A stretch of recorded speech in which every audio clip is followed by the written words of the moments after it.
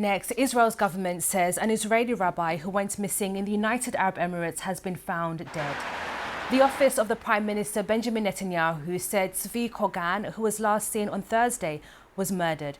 It described his death as an antisemitic terrorism attack. Rabbi Kogan represented the orthodox Jewish group Chabad in the UAE. Israel has vowed to hunt down the suspected killers. Well, let's speak to our security correspondent, Frank Gardner, who joins us from Jerusalem. Frank, what can you tell us about this case?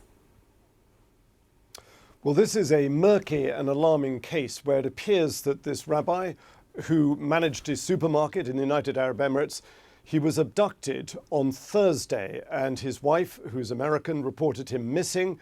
And it took some time for the Emirati authorities to react to this, but they have now found both his abandoned car and his body. And the suspicion here is that he was abducted, taken away, possibly driven across the border into Oman, but the suspects are 3 Uzbek nationals, according to the Israeli media, who are reported to have fled to Turkey. So Israel has said that not only do they mourn this and they condemn it as a vile anti-Semitic attack, in the words of the President Isaac Herzog, but they've vowed to hunt down the perpetrators of this.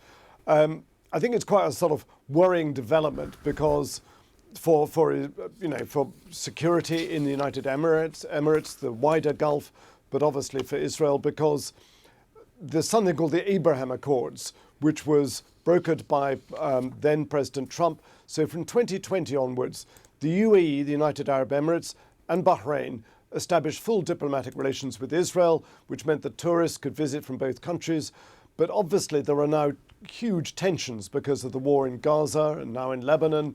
And that has meant that there have been some demonstrations outside the Israeli embassy in Abu Dhabi, for example, but also outside the supermarket, the kosher supermarket that this man, Rabbi Zvi Kogan, managed. Iran is also a suspect in all of this because the Israeli authorities suspect that he may have been under surveillance by Iranian agents in the UAE. And Frank, the Israeli government is also investigating the killing, Hamas says, of an Israeli hostage in Gaza. Just tell us what's happening there. So this is a completely separate incident. If you remember back in October the 7th last year, during and after that massive Hamas-led raid into southern Israel, around 250 men, women and children were dragged across the border into Gaza and turned into hostages. Now, quite a large number of them were released under a deal, a ceasefire deal brokered by Qatar in November last year. But around 100 still remain. Many of those are dead, but many of them are still thought to be alive.